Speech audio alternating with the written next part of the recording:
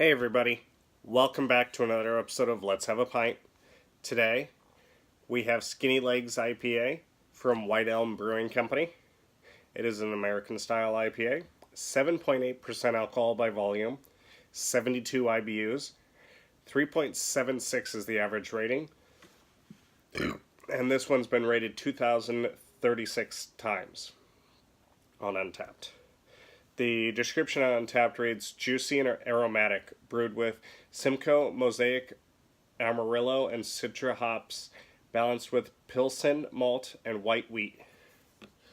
Let's see, there was a description on the can as well. Our hop-forward take on an American IPA brewed with Mosaic, Simcoe, Citra, and Amarillo hops. Aromas of grapefruit give way to stone fruit and resin pine. Stone fruit's not something you see very often, is it? That's basically all you need to see from the label. It's the same thing. You know, not much different on the back. Oh, and I didn't show the label for Dogfish Head. This just, I don't know. To me, the label itself had a vibe of, it was going to have a lot of, like, dragon fruitiness to it. It just gave me that vibe. I don't think I said that in the video, but...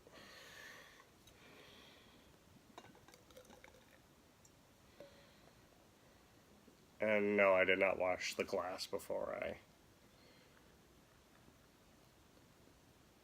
changed beers. I don't feel like it has to be done every time. I did too hard of a pour this time.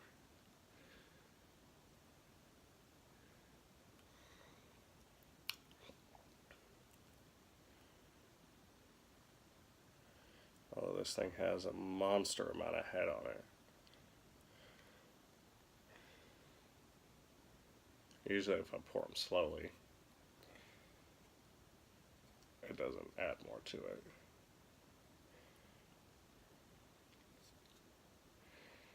And I didn't actually say where this is out of. I completely forgot. I gotta try and remember. Where the hell is Dogfish Head from? Isn't it like Milton, Delaware? I think it's Milton, Delaware for Dogfish Head. Not that it matters too much for this episode. Most people know where they're from. And this is out of Lincoln, Nebraska. I recently reviewed their Snuffleupagus, which is basically a marshmallow stout, and that might be my beer of the year. I don't know. It's between that and Bozo. So we will see.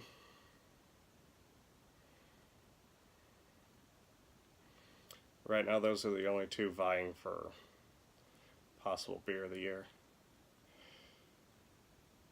Head stays tight on this one. It's all sticking together.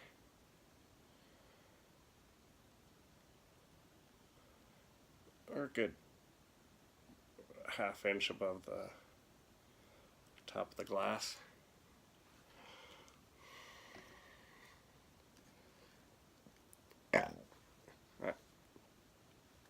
I'll say it again.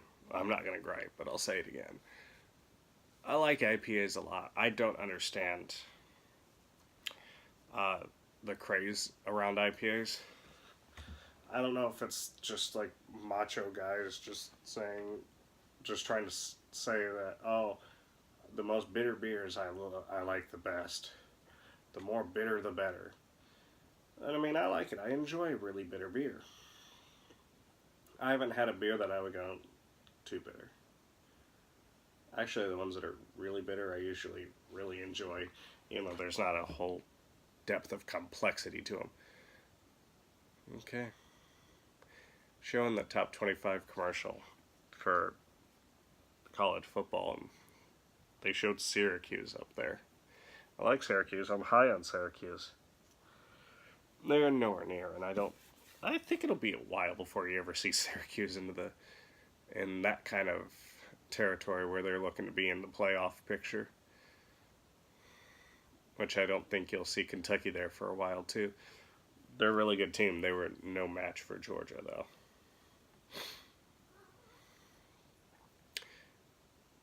I think between Syracuse, Kentucky, and Iowa State, I think Iowa State's the most complete team out of all of them, to be honest. I think the best defense is Kentucky. All right. Definitely get that Mosaic hop and the Citra.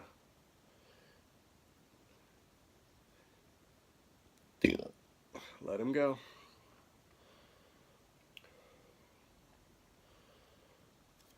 Grapefruit. And get that resin pininess. I don't know what stone fruit is, to be honest with you.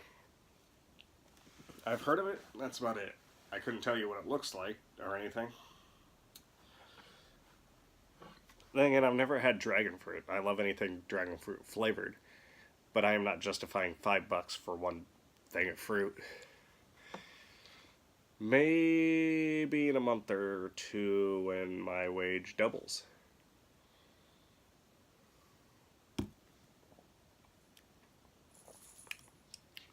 Wow. That's a lot of fruit flavor. See, I was thinking more something like that for the 75-minute, although a little more sweetness. This has the fruit flavor, but no sweetness.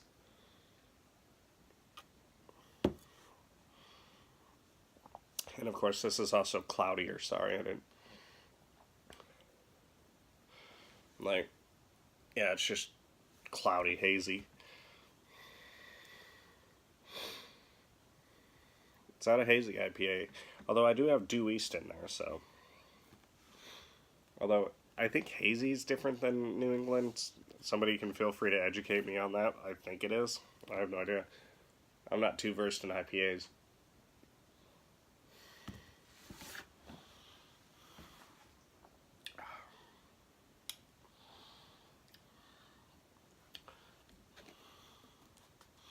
A lot of good things have happened in football today. Worst thing is Missouri won. And I will not say sorry if you're a Missouri fan.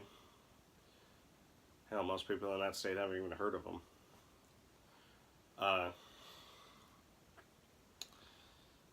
It's nice Colorado lost, but I don't think that was today.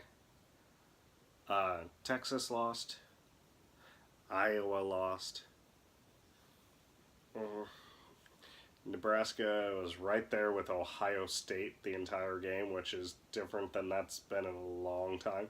In fact, the last two meetings were over in the first quarter. Before that, I think it had been a few years since it had even been competitive.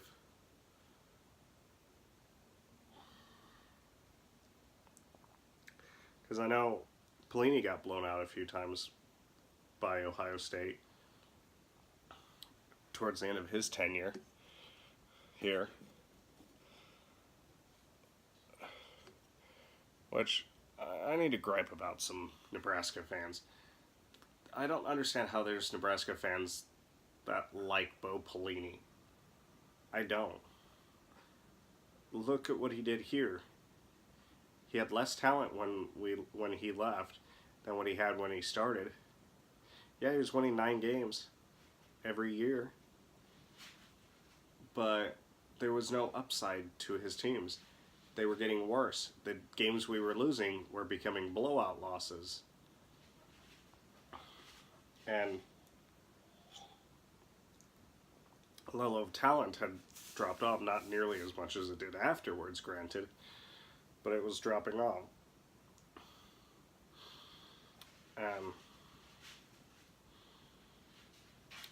I don't think he was going to win 9 games the first year of Riley. But I don't think he would have.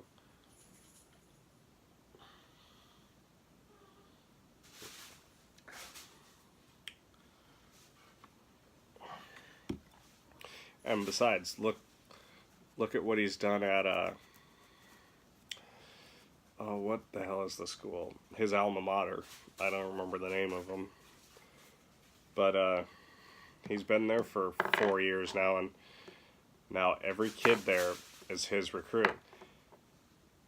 And now he's having troubles with kids playing the whole game and not quitting. we know what that's like with a Bo Pelini team. Now, granted, a Bo Pelini team here would be competitive for a half and then get blown out. Different than Riley right afterwards, who we'd get blown out from the get-go in some games.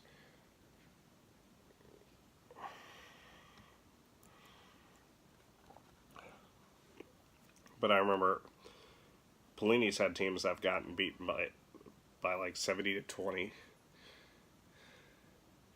It's just that those teams would start rattling off the points later on, and we couldn't keep up anymore. Riley's like 70 or 56 to 3 losses were done from the first quarter.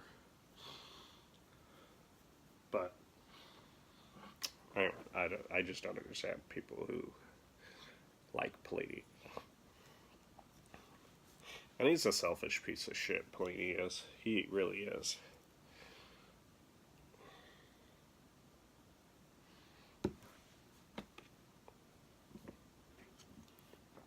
But yeah, I get that Citra hop out of it, the Mosaic. I get the grapefruit and the resin pine.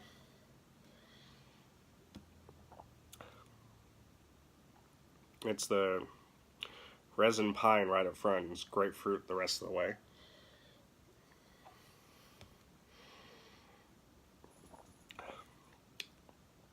And I'm not noticing another flavor, so I'm not sure about the stone fruit. It could be there, it could not be. But it's very good.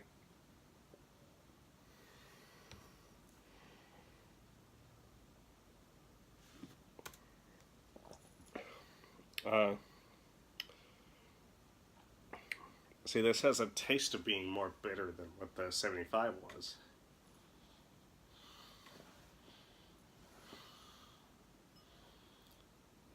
These two are asleep.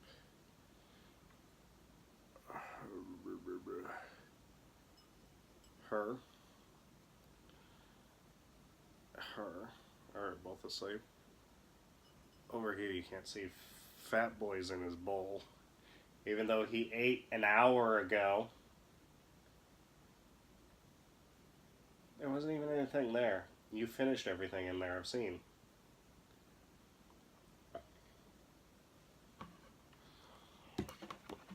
I don't know if I've ever said they have to get fed instead of just having an automatic feeder. First off, they were eating too much. Everybody was getting a pudge on them. This is before we even got him, but well before. But the oldest has problems with UTIs, so she has different food.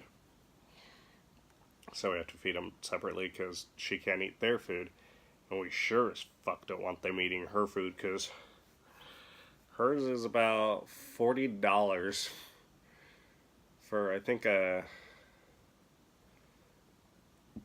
a 15-pound bag for $40. Now their food's expensive, but a 30-pound bag is $30. Or is it a 25-pound bag somewhere in there? I know you can get ones as cheap as like $30 for 15 pound, or $15 for a 30-pound bag, but those aren't good for your pets.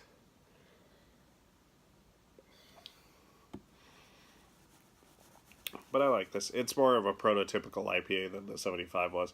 Don't get me wrong, I like the experimentation of 75. But I'm not crazy about the outcome of that one. I think it would have worked well as bitter and sweet together. Like have a lot of fruit sweetness and bitterness working together. This one works well as just straight up bitter.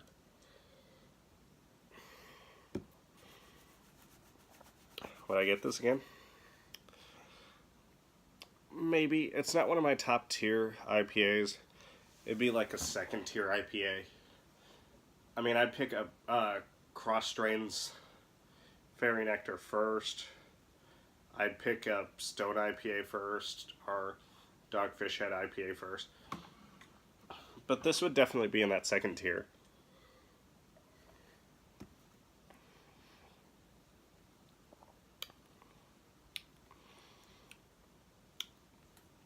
I'll have to say 4 on this one.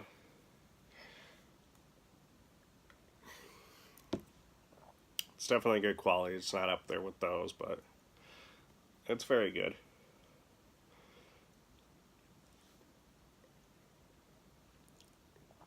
So, till next time, Prost.